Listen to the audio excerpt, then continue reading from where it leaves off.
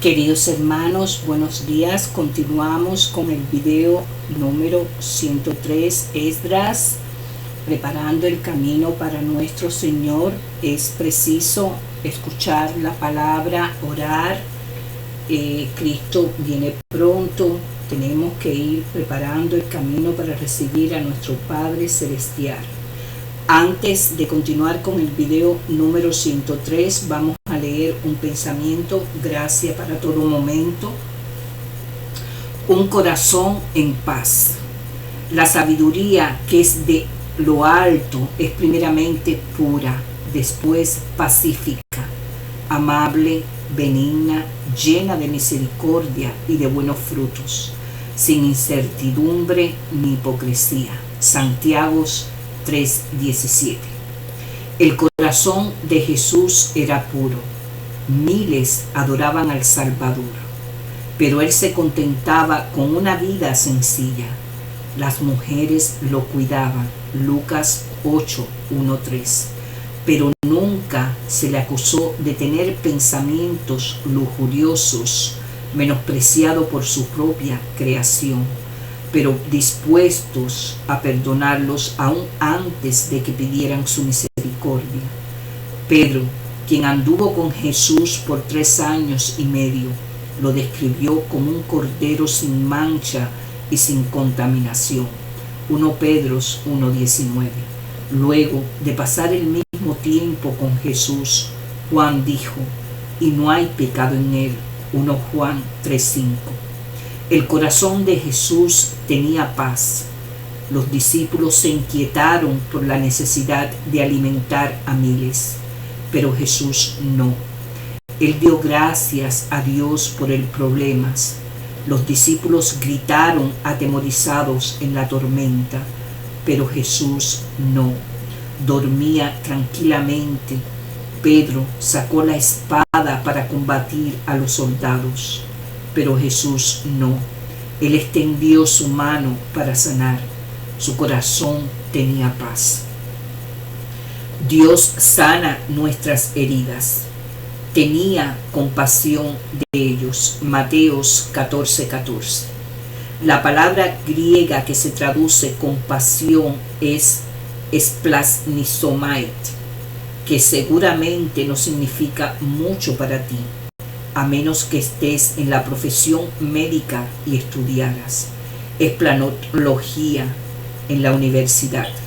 Si es así, recordarás que esplanología es un estudio de las entrañas.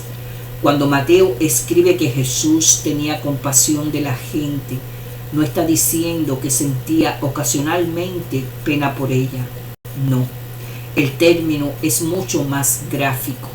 Mateo está diciendo que Jesús sentía las heridas de ellos en sus propias entrañas.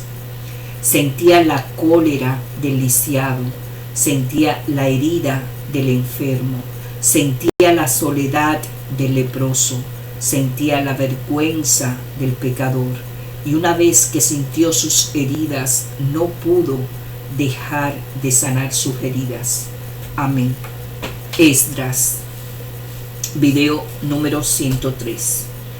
En la Biblia hebrea, los libros de Esdras y Nehemías eran originalmente un solo volumen. Aunque la autoría de estos libros no se conoce con certeza, la tradición talmúdica atribuye a Esdras al haber escrito no solo Esdras y Nehemías, sino también crónicas. En general, estas obras brindan información detallada y significativa sobre el retorno del pueblo hebreo a Jerusalén, después de la cautividad en Babilonia y la reforma de la religión de los cautivos retornados durante el periodo persa. Tradicionalmente, Esdras y Nehemías no han creado demasiada conmoción dentro de la comunidad cristiana. Son escasos los pasajes memorables de estos libros. Los sermones que se predican a partir de este material, en general, están centrados en la campaña de construcción del muro de Nehemías, con la esperanza de que este ejemplo de sacrificio y determinación inspire a las congregaciones a ser más generosas en sus contribuciones para sus propios fondos de construcción. Comparados con las enseñanzas de Jesús o los escritos de Pablo, Esdras y Nehemías parecen bastante provincianos y quizás aún primitivos en su concepción de Dios. Los libros no relatan milagros visibles, escasa o ninguna innovación en la teología, y con la excepción de la terminación del muro en 52 días, ningún material que se destaque especialmente. No obstante, Esdras y Nehemías tienen un papel muy importante en la formación espiritual de la iglesia, especialmente en la cultura narcisista y esquizofrénica en que vivimos. Los problemas que el sacerdote Esdras y el gobernador Nehemías enfrentan no son diferentes a los asuntos que enfrenta la iglesia en la actualidad. La identidad como pueblo de Dios y el servir una vida de fiel obediencia siguen siendo desafíos hoy, como lo eran en los tiempos de Esdras y Nehemías. La vida de la iglesia actualmente suele reflejar el materialismo, la codicia y el egocentrismo de la cultura popular. Jesús dijo que la iglesia debe ser la sal de la tierra. Mateos 5:13. No se necesita mucha sal para cambiar el sabor, pero de alguna forma aquella ha llegado a ser bastante insulsa en la cultura actual. Una lectura profunda de Esdras y Nehemías puede ayudar a recordarle a la iglesia la importancia de ser un pueblo fiel. Vea también el ensayo sobre la vida con Dios para esta sección de la Biblia, El pueblo de Dios en la restauración, página 1355. La obra de Esdras y Nehemías se centran en dos problemas críticos. Primero, ¿regresan los judíos de la cautividad como verdadero pueblo de Dios o como meros impostores? Segundo, ¿podrá la comunidad exiliada que vivió en una cultura pagana durante varias generaciones recuperar su celo espiritual? ¿Cómo podrían los judíos que retornaron a Jerusalén ser reformados como santos pueblos de Dios? Desde un punto de vista superficialmente ventajoso, podríamos considerar la reducida población de Jerusalén y la falta de una barricada defensiva como los problemas más inmediatos para la comunidad de fe retornada. Aunque estas dificultades aparecen para Esdras y Nehemías, la prioridad principal era el restablecimiento de la identidad de Israel como pueblo de Dios. Por tanto, ambos libros se concentran en la formación espiritual. Identidad como pueblo de Dios. Era imperativo para Esdras y Nehemías validar a los judíos que habían retornado como el verdadero Israel. Ambos libros intentan demostrar que el Israel de Esdras y Nehemías no es nada más ni nada menos que el Israel de Moisés y de David. Desde el primer versículo del libro de Esdras, la restauración del pueblo a Jerusalén es considerada como el cumplimiento de la palabra profética de Jeremías. Además, los utensilios del santuario saqueados por Nabucodonosor en 587-586 antes de Jesucristo son devueltos al templo recientemente construido en Jerusalén como símbolo de que Jehová realmente ha puesto su sello de aprobación sobre este segundo éxodo. Hasta los nombres de los cautivos que han retornado en relación con generaciones anteriores de israelitas es en un esfuerzo por conectar el presente con el pasado. Al establecer un vínculo con las tradiciones del pasado, la Iglesia obtiene una figura más clara de su identidad como comunidad de fe, así como escanear las páginas del álbum de la familia que armaron nuestros abuelos nos da un sentido de quiénes somos. Conocer las tradiciones de las anteriores generaciones de fe nos recuerda quiénes somos en la Iglesia. Tiene miembros como Abraham y Moisés, Pedro y Pablo, pero también como Agustín o Lutero. ¡Qué familia! Y cada generación de fe aporta una perspectiva única y especial. La música y la liturgia de generaciones pasadas continúan bendiciendo y alimentando a la iglesia hoy, porque han sido probadas en el crisol de la vida una y otra vez. Adaptarnos a nuestra cultura no significa cortar los lazos con la historia de la fe. No obstante, no era suficiente con que los judíos que retornaban estuvieran vinculados con el Israel antiguo.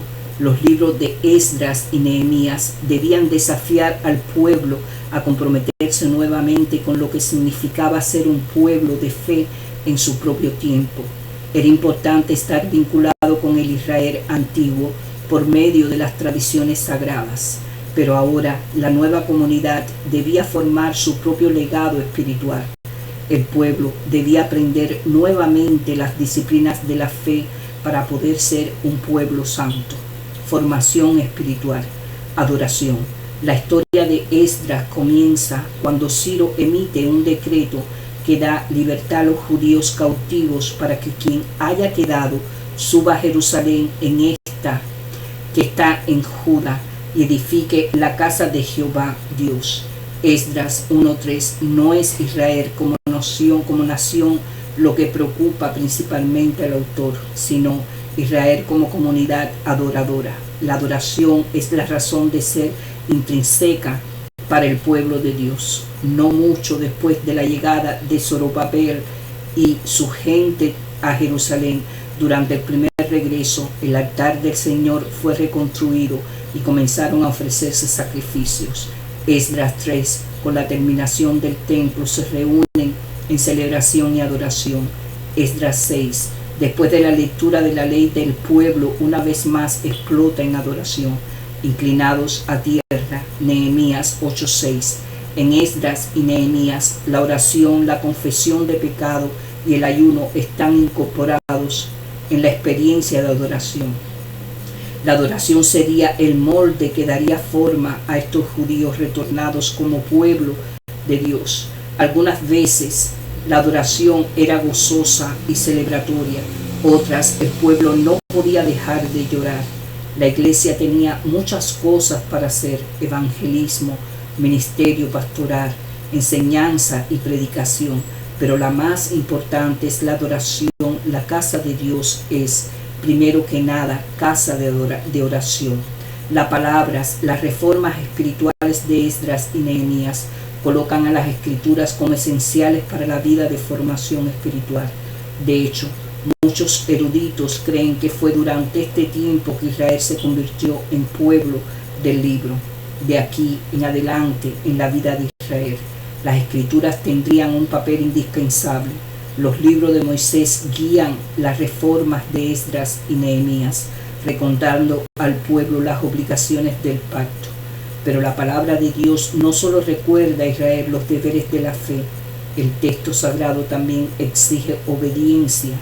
Por ello, las escrituras no son solo un libro y se utilizan con fines informativos, es más bien un agente de transformación. La Biblia no sirve meramente como un libro interesante para el banco, sino más bien como una historia llena de poder que moldea y transforma la vida. Ver películas caseras de la familia de otra persona es bastante aburrido, pero ver películas de nuestra propia familia es otra cosa. La historia de la fe es una historia de nuestra familia y tiene poder para cambiar las vidas. Justicia.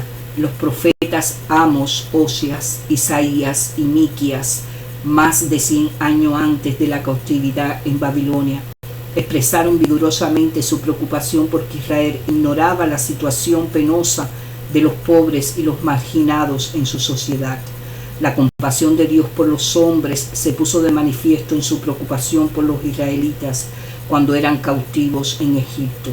Y ahora, en esta época de Esdras, no estaba dispuesto a tolerar que su pueblo abusara de los empobrecidos. Esdras y Nehemías señalan rápidamente que los judíos que han retornado una vez más maltratan a los miembros de la sociedad que no tienen poder. Nehemías 5:5. Inmediatamente se instituyen reformas para proteger a estos miembros más débiles y devolverles los medios para que puedan vivir con dignidad. La compasión por los menos afortunados es una característica de un hijo de Dios. Mateos 25, 31, 46. Ninguna verdadera formación espiritual puede producirse si no hay preocupación por las personas que están en los márgenes de la vida. Espíritu.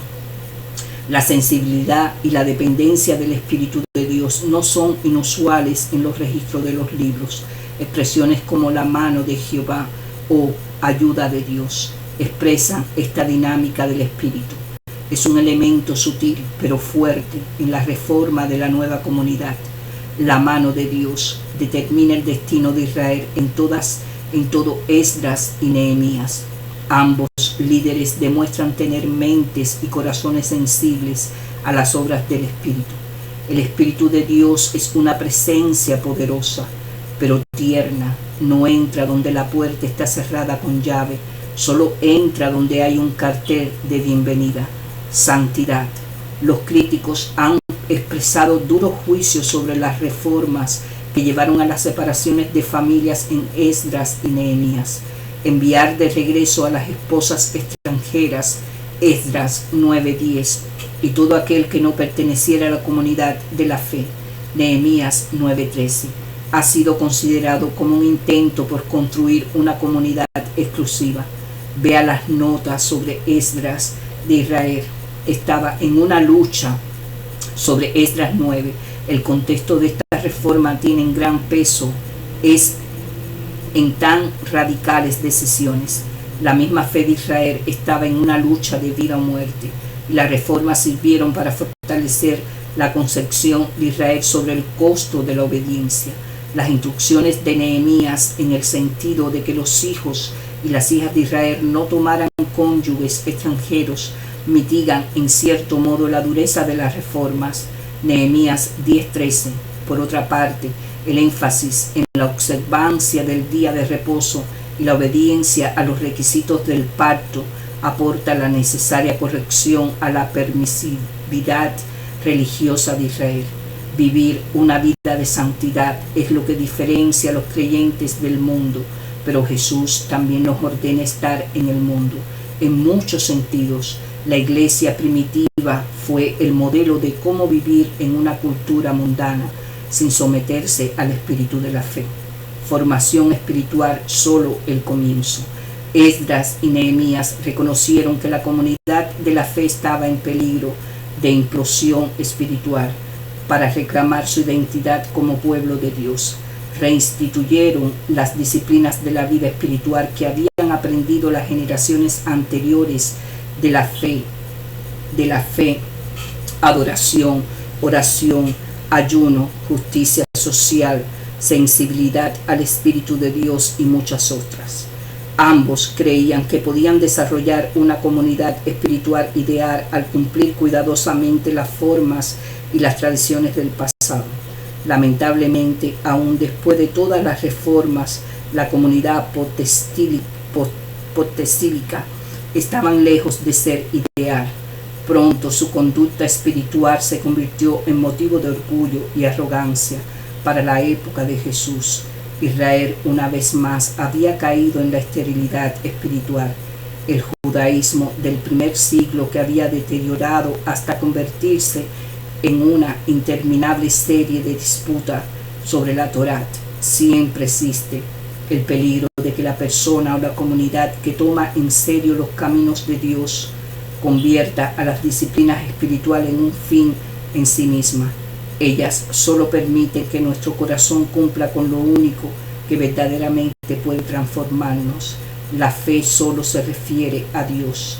La oración de uno que vivió hace mucho tiempo puede guiarnos, ya que el comienzo de toda formación espiritual verdadera es la confesión. Tú solo eres Jehová. Nehemías 9:6. El decreto de Cirio. 1. En el primer año de Ciro, rey de Persia, para que se cumpliese la palabra de Jehová por boca de Jeremías, despertó Jehová al espíritu de Ciro, rey de Persia, el cual hizo pregonar la palabra y también por escrito por todo su reino, diciendo: así ha dicho Ciro, rey de Persia: Jehová, el Dios de los cielos, me ha dado todos los reinos de la tierra y me ha mandado que le edifique casa en Jerusalén, que está en Judá. Quien haya entre vosotros de su pueblo sea Dios con él, y suba a Jerusalén, que está en Judá, y edifique la casa de Jehová, Dios de Israel. Él es el Dios, la cual está en Jerusalén, y a todo el que haya quedado en cualquier lugar donde more. Ayúdenle los hombres de su lugar con plata, oro, bienes y ganados, además de ofrendas voluntarias para la casa de Dios, la cual está en Jerusalén. El regreso a Jerusalén. Entonces se levantaron los jefes de las casas paternas de Judá y de Benjamín, y los sacerdotes y levitas, todos aquellos cuyo espíritu despertó Dios para subir a edificar la casa de Jehová, la cual está en Jerusalén. Y todos los que estaban en sus alrededores les ayudaron con plata y oro, con bienes y ganados, y con cosas preciosas, además de todo lo que se ofreció voluntariamente. Y el rey Ciro sacó los utensilios de la casa de Jehová que Nabucodonosor había sacado de Jerusalén, y los había puesto en la casa de sus dioses. Los sacó pues Ciro, rey de Persia, por mano de Mitridates, tesorero, el cual los dio por cuenta a Sesbazar, príncipe de Judá. Y esta es la cuenta de ellos: 30 tazones de oro, 1000 tazones de plata, 29 cuchillos, 30 tazas de oro, otras 410 tazas de plata y otras 1000 utensilios. Todos los utensilios de oro y de plata eran 5400. Todos los hizo llevar Sesbazar con los que subieron del cautiverio de Babilonia a Jerusalén, los que volvieron con Zorobabel. 2. Estos son los hijos de las provincias que subieron del cautiverio de aquellos que Nabucodonosor, rey de Babilonia, había llevado cautivos a Babilonia, y que volvieron a Jerusalén y a Judá, cada uno a su ciudad, los cuales vinieron con Zorobabel, Jesuá, Nehemías, Seraías, Relaías, Mordoqueo, Bilsam, Mispar, Bitvai, Reum y Baanat. El número de los varones del pueblo de Israel, los hijos de Paros, 2162, los hijos de Cefatias, 362, los hijos de Ara, 765, los hijos de Paat Moab, de los hijos de Jesuat y de Joab, 2812, los hijos de Lan, 1254, y los hijos de Satú, 945, los hijos de Saquia, 760, los hijos de Baní, 742, los hijos de Beait, 623, los hijos de Adgad, 1222, los hijos de Adonicar, 666, los hijos de Bitbai, 2056, los hijos de Adín, 454, los hijos de Ater, de Sequías, 98, los hijos de Besait, 323, los hijos de Jora, 112, los hijos de Jasún, 223, los hijos de Kibar, 95, los hijos de Belén, 123, los varones de Netofa, 56, los varones de Anatot, 128, los hijos de Atmaved, 42, los hijos de Kiriat Jearim, Zafira y Berot, 743, los hijos de Ramat y Sidebat, 621, los hijos varones de Micmas, 122, los varones de Bet-El y Ai, 223, los hijos de Nebo, 52, los hijos de Matbis, 156, los hijos de otro, Elam, 1254, los hijos de Arim, 320, los hijos de Lot, Adit y Onot, 725, los hijos de Jericó, 345, los hijos de Senat, 3630, los sacerdotes, los hijos de Jedaías, de la casa de Jesuá, 960, 73, los hijos de Imer, 1052, Los hijos de Pasur, 1247. Los hijos de Arín, 1017. Los levitas, los hijos de Jesuá y de Cadmiel, de los hijos de Odavías, 74. Los cantores de los hijos de Asaf, 128. Los hijos de los porteros, los hijos de Salún, los hijos de Ater, los hijos de Talmón, los hijos de Acub, los hijos de Atita, los hijos de Sobai, por todos 139. Los sirvientes del templo, los hijos de Siat, los hijos de Asufat, los hijos de Tabaot, los hijos de Queros, los hijos de Sia, los hijos de Padón, los hijos de Lebana, los hijos de Agaba, los hijos de Acub, los hijos de Agab, los hijos de Salmait, los hijos de Anán, los hijos de Gibel, los hijos de Hadar, los hijos de Reaía, los hijos de Rezín, los hijos de Necoda, los hijos de Gazán, los hijos de Usa, los hijos de Paseat, los hijos de Pesait, los hijos de Asena, los hijos de Meunín, los hijos de Nefusín, los hijos de Batbut, los hijos de Acufat, los hijos de Aur, los hijos de Bathurt, los hijos de Meida, los hijos de Arsa, los hijos de Barcos, los hijos de Sisara, los hijos de Tema, los hijos de Necia, los hijos de Atitfa, los hijos de siervos de Salomón, los hijos de Sotai, los hijos de Sofrofet, los hijos de Peruda, los hijos de Halat, los hijos de Darcón, los hijos de Gibel, los hijos de Cefatias, los hijos de Atir, los hijos de Pokeret Hazebaín, los hijos de Amit, todos los sirvientes del templo e hijos de siervos de Salomón, 392. Estos fueron los que subieron de Tel Mela, Tel Arsa, Kerut, Adán e Imer, que no pudieron demostrar la casa de sus padres ni su linaje, si eran de Israel, los hijos de Delaía, los hijos de Tobía, los hijos de Necoda, 652. Y de los hijos de los sacerdotes, los hijos de Abaía y los hijos de Coslos, hijos de Barzilai, el cual tomó mujer de las hijas de Barzilai, Galaedita, y fue llamado por el nombre de ellas. Estos buscaron sus registros de genealogía y no fue hallado, y fueron excluidos del sacerdocio. Y el gobernador les dijo que no comiesen de las cosas más santas hasta que hubiesen sacerdotes para consultar con Urim y Tumim.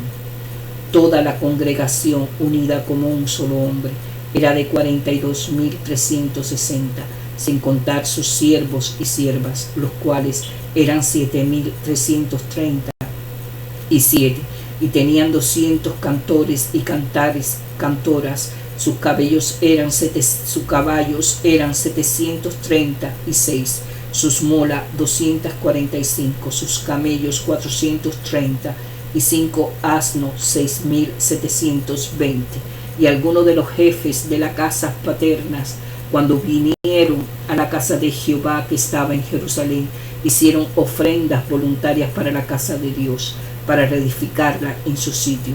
Según sus fuerzas, dieron al tesorero de la obra 61.000 dracmas de oro, 5.000 libras de plata y 100 túnicas sacerdotales. Y habitaron los sacerdotes, los levitas, los del pueblo, los cantores, los pórteros y todos los sirvientes del templo en sus ciudades, y todo Israel en sus ciudades. Restauración del altar y del culto. 3. Cuando llegó el mes séptimo, y estando los hijos de Israel ya establecidos en las ciudades, se juntó el pueblo como un solo hombre en Jerusalén. Entonces se levantaron Jesuá, hijo de Josadat, y sus hermanos los sacerdotes, Jerobabel, hijo de Selatiel, y sus hermanos, y edificaron el altar de Dios de Israel, para ofrecer sobre el holocausto, como está escrito en la ley de Moisés, varón de Dios. Y colocaron el altar sobre su base, porque tenían miedo de los pueblos de las tierras, y ofrecieron sobre él holocaustos a Jehová, holocausto por la mañana y por la tarde. Celebraron asimismo la fiesta solemne de los tabernáculos, como está escrito, y holocausto cada día por orden conforme al rito, cada cosa en su día. Además de esto, el holocausto continuó, las nuevas lunas y todas las fiestas solemnes de Jehová, y todo sacrificio espontáneo, toda ofrenda voluntaria a Jehová. Desde el primer día del mes séptimo comenzaron a ofrecer holocaustos a Jehová, pero los cimientos del templo de Jehová no se habían echado todavía, y dieron dineros a los albañiles y carpinteros, asimismo comida de bebidas y aceite a los sidonios y tirios, para que trajesen madera de cedro desde el Líbano por mar a Jope, conforme a la voluntad de Ciro, rey de Persia, acerca de esto. Colocación de los cimientos del templo. En el año segundo de su venida a la casa de Dios en Jerusalén, en el mes segundo, comenzaron Zorobabel, hijo de Salatiel, Jesuá, hijo de Josafat, y los otros sus hermanos, los sacerdotes y los levitas, y todos los que habían venido de la cautividad a Jerusalén, y pusieron a los levitas de 20 años arriba para que activasen la obra de la casa de Jehová. Jesuá también sus hijos y sus hermanos, Cadmiel y sus hijos, hijos de Judá, como un solo hombre asistían para activar a los que hacían la obra de la casa de Dios junto con los hijos de Enadad, sus hijos y sus hermanos levitas. Y cuando los albañiles del templo de Jehová echaban los cimientos, pusieron los sacerdotes vestidos de sus ropas y con trompetas, y a los levitas hijos de Asafat con címbalos, para que alabasen a Jehová según la ordenanza de David, rey de Israel. Y cantaban alabando y dando gracias a Jehová, diciendo: porque Él es bueno, porque para siempre su misericordia sobre Israel.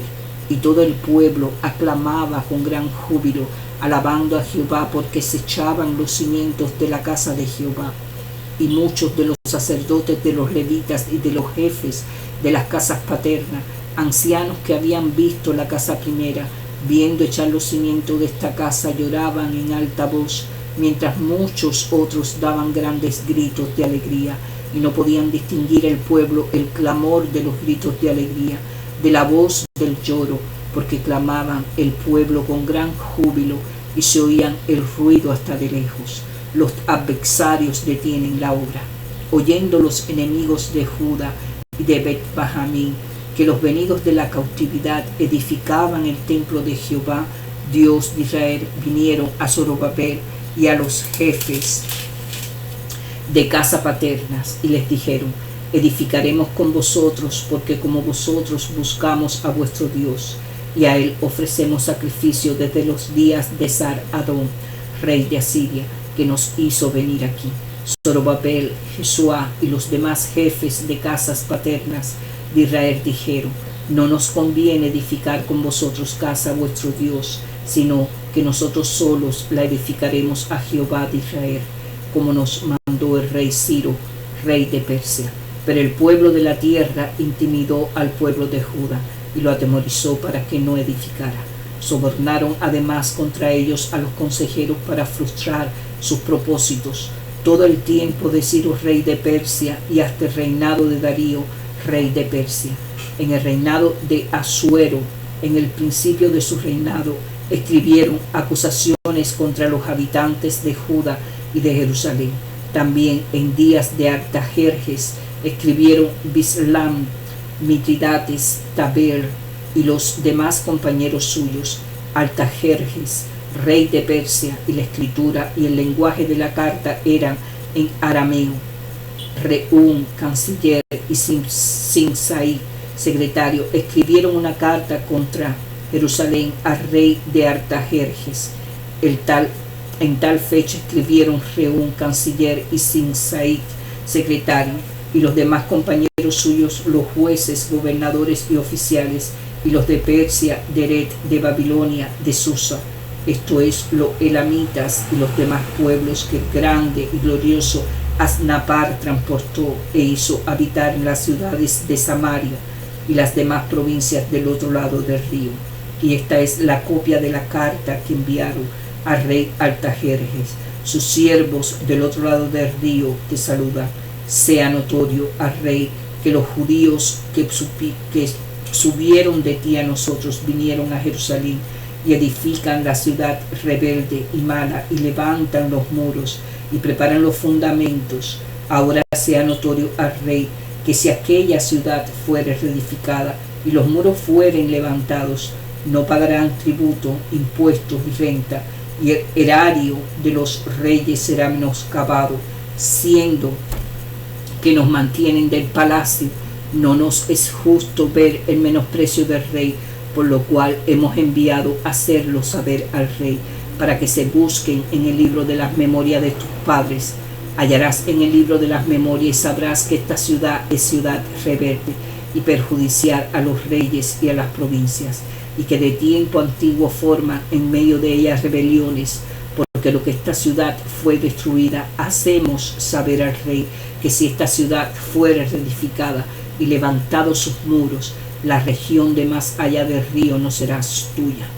El rey envió esta respuesta a Reún, canciller, a Simsai, secretario, a los demás compañeros suyos que habitan en Samaria, y a los demás de otro lado del río, salud y paz. La carta que nos enviasteis fue leída claramente delante de mí, y por mí fue dada orden, y buscaron y hallaron que aquella ciudad de tiempo antiguo se levanta contra los reyes y se rebela, y se forma en ella seducción, y que hubo en Jerusalén reyes fuertes que dominaron en todo lo que hay más allá del río, y que se les pagaba tributo, impuesto y renta. Ahora pues, dad orden que cesen aquellos hombres y que sea esa ciudad reedificada hasta que por mí sea dada nuestra orden.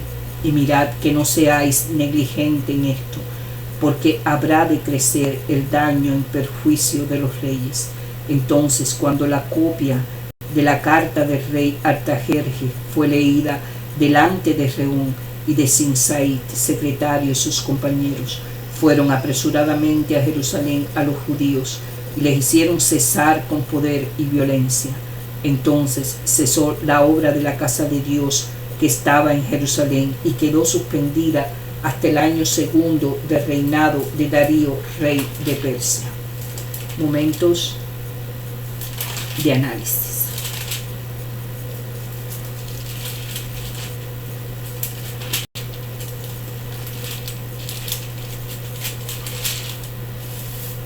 Uno, 4.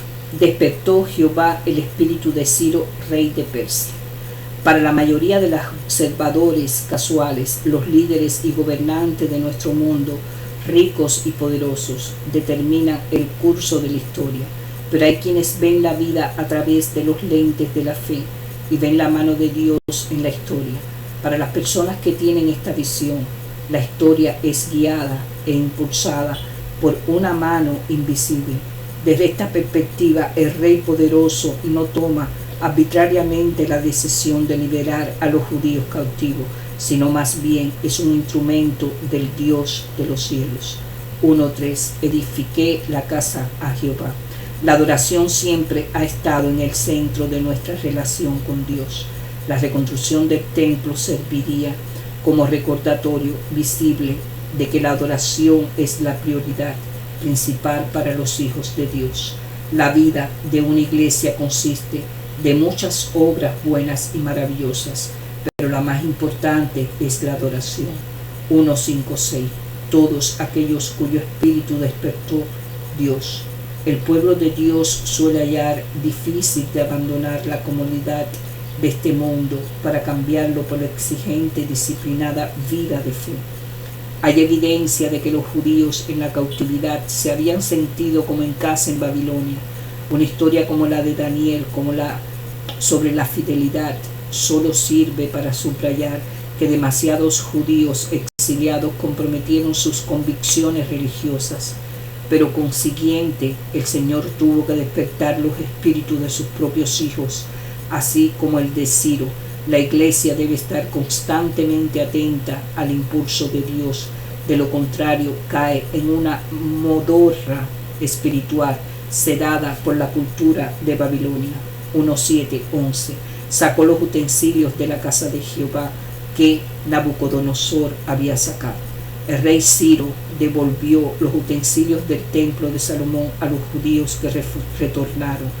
Estos utensilios del templo vinculaban a la comunidad de creyentes de ese momento con las tradiciones y la fe de generaciones pasadas. La fe bíblica tiene multitud de aspectos y cada generación de fe contribuye al crecimiento del pueblo de Dios. Las tradiciones y los símbolos antiguos representan las profundidades raíces bíblicas que son necesarias para guiar las expresiones contemporáneas de adoración y práctica, de manera que no se conviertan en meros caprichos de la cultura popular. 2.1.63. Estos son los hijos. Muchas veces los lectores de la Biblia pasan rápidamente estas listas de nombres, pensando que no tienen mayor importancia, pero con frecuencia estos nombres extraños y oscuros merecen una pausa para la reflexión. Estos nombres representan a familias que abandonaron una vida segura en Babilonia a cambio de un futuro incierto en la desolada Jerusalén. Pero los nombres también disparan recuerdos de la deuda que tienen las futuras generaciones de la fe. Sin el legado de vuestros ancestros espirituales, la fe del presente estaría lamentablemente empobrecida. La gran nube de testigos, Hebreos 12.1, la iluminación bien el camino hacia Dios. 6.68-69. Los jefes de casas paternas hicieron ofrendas voluntarias para la casa de Dios. Las familias que llegaron a Jerusalén encontraron una ciudad en ruina. Los muros de la ciudad habían sido arrasadas. Las casas eran pilas de escombros. Aún la población había quedado reducida a unos pocos miles de personas. Pero la prioridad principal para los exiliados que retornaban era ocuparse de la casa de Dios. En la iglesia actual, la casa de Dios es, en muchos casos, la última prioridad. 3.1.3. Sus hermanos edificaron el altar de Dios de Israel. Una auténtica respuesta a Dios nunca debe ser manipulada o forzada, sino brotar de una actitud de corazón por la obra de Dios en nuestra vida. Cuán refrescante es el hecho de que en estos versículos no hay convocatoria o llamado oficial para que el pueblo se reúna para construir el altar. La iglesia nunca tendría que rogarle a las personas que hagan la obra de Dios. Llevar la cruz es un acto voluntario de amor, no una carga para los que no tienen la suerte de poder evitarla. 3.4.6.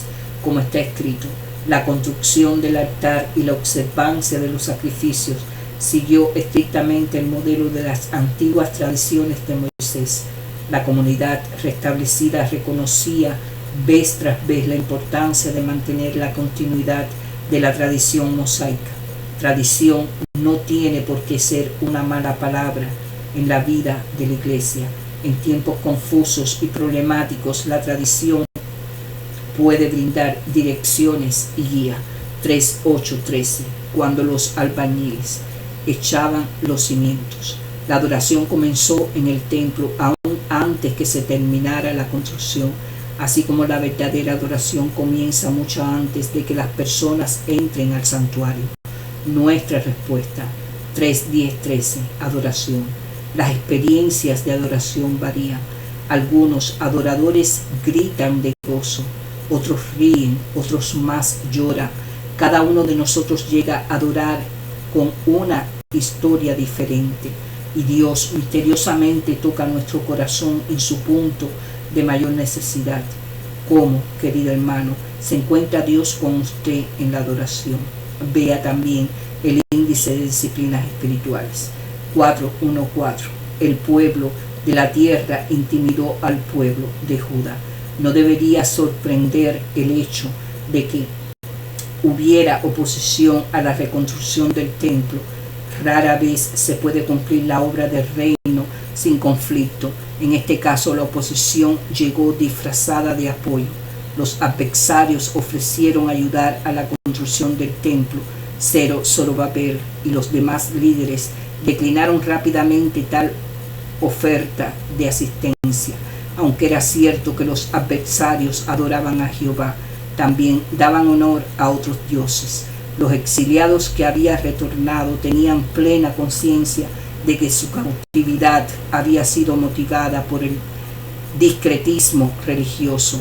En los siglos anteriores a la destrucción de Israel, la nación nunca había abandonado completamente a Dios, solo había agregado algunos dioses más a su carro de compras religiosos. 2 Reyes 17, 24, 41. Hay muchas personas sensibles, se oponen a las religiones intolerantes. El odio que suele llevar al derramamiento de sangre entre religiosos opuestos es ciertamente aún un grave problema de la civilización actual. Vivir estando en el mundo sin ser del mundo continúa siendo uno de los más grandes desafíos de la fe. Queridos hermanos, que la paz de Dios esté con ustedes y su espíritu. Dios te ama. Muchas bendiciones. Amén.